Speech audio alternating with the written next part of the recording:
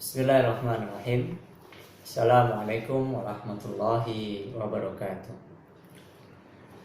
Alhamdulillahirabbil alamin. Nasta'inuhu wa nastaghfiruh wa na'udzu billahi min syururi anfusina wa min sayyiati a'malina. May yahdihillahu fala mudhillalah wa may yudlilhu fala hadiyalah. Asyhadu an la ilaha illallah wa asyhadu anna Muhammadar Rasulullah, amma ba'd. Qala Allah Ta'ala fil Qur'anil Karim, A'udzu billahi minasyaitonir rajim. Wa lanabluwannakum bisyai'in minal khaufi wal ju'i wa naqsin minal amwal wal anfusi was samarat. Wa basyiris sabirina alladzina idza asabathum musibah qalu inna lillahi wa inna ilaihi rajiun. Al-Baqarah. Sahabat Sivitas Rumah Sakit Umum Queen Latifah, alhamdulillah tahun ini kita masih bisa diberi kesempatan, masih bisa diberi kekuatan, kemampuan oleh Allah Subhanahu wa taala untuk bisa merasakan nikmatnya bulan suci Ramadan. Menjelang hari yang kedua ini, saya mengajak kepada kita semua untuk selalu meningkatkan takwa kita kepada Allah Subhanahu wa taala, meningkatkan amal ibadah kita sehingga kita betul-betul bisa memanfaatkan kesempatan yang sudah diberikan oleh Allah Subhanahu wa taala. Tak lupa sholawat serta salam tetap kita sanjungkan kepada Nabi besar kita, Nabi Agung Muhammad Sallallahu Alaihi Wasallam. Sahabat Sivitas Rumah Sakit Umum Queen Latifah yang dirahmati oleh Allah, di dalam firman Allah yang saya sampaikan tadi, Allah Subhanahu wa taala telah menjelaskan bahwasannya Allah Subhanahu wa taala akan memberikan cobaan dengan suatu ketakutan. Wa nabluwakum bisyai'in minal khauf wal ju'. Kami akan berikan cobaan berupa ketakutan dan rasa lapar. Wa naqsim minal amwali wal anfusi was samarat. Dan kekurangan harta, jiwa, dan buah-buahan. Ya, dari ayat tersebut kita dapat menarik kesimpulan bahwasanya kita sebagai manusia, selayaknya sebagai hamba Allah Subhanahu wa taala, tentunya dalam menjalani kehidupan tidak serta-merta selalu hidup dengan kebahagiaan. Tetapi ada kalanya Allah Subhanahu wa taala memberikan cobaan kepada kita.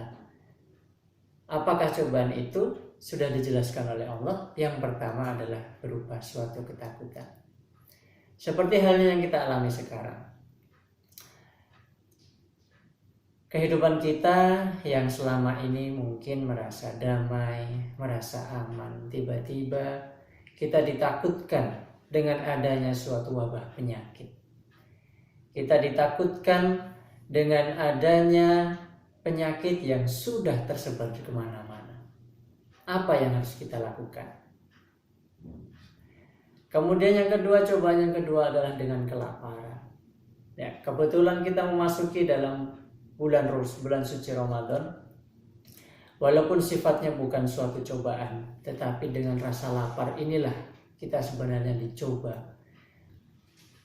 oleh Allah Subhanahu wa taala, bagaimana tingkat ketakwaan kita, bagaimana kemampuan kita dalam menghadapi cobaan tersebut. Cobaan yang ketiga adalah kekurangan harta, jiwa, ataupun kekurangan buah-buahan. Dari itu semua Allah hanya ingin memastikan bagaimana kemampuan dari seorang hambanya. Itulah kenapa Allah menjelaskan dalam ayat selanjutnya, wa basyiris sabirin alladzina idza asabathum musibah qalu inna lillahi wa inna ilaihi rajiun. Dan berikanlah berita gembira kepada orang-orang yang sabar. Nah, kata-kata orang-orang yang sabar ini sebenarnya apa definisi sabar? Sabar itu dalam bahasa Arab terdiri dari 3 huruf. Sobar. Ya. Sobar yang artinya adalah menahan.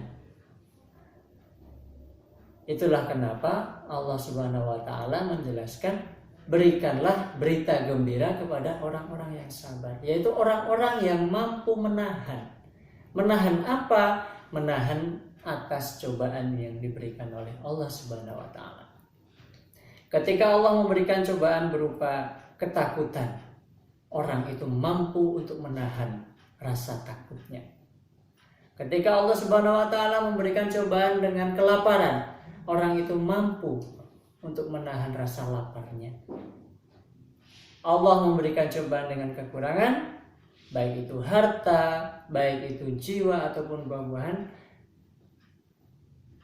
Allah juga ingin mengetahui bagaimana hambanya bisa menahan atas kekurangan-kekurangan tersebut. Lalu apa kabar gembiranya bagi mereka? Nah, orang-orang yang sabar ini tentunya juga sudah dijelaskan oleh Allah di ayat selanjutnya, yaitu alladzina idza asabatuhum musibah qalu inna lillahi wa inna ilaihi rajiun. Yaitu orang-orang yang mampu menahan ketika dia sedang mendapati sebuah musibah. Ketika orang-orang itu mendapatkan musibah, ia selalu mengucapkan, sesungguhnya kami adalah milik Allah dan kepadanya kami akan kembali. Dalam satu contoh, diberikan suatu wabah penyakit, maka orang itu tidak akan takut. Orang itu akan tetap bertahan. Karena apa? Karena kami ini hanya milik Allah dan kami pun akan kembali kepada Allah. Ketika ada sesuatu yang hilang dari kami, harta benda, keluarga, maka Allah akan menggantinya yang lebih baik lagi. Itulah definisi orang yang sabar menurut Allah Subhanahu wa taala.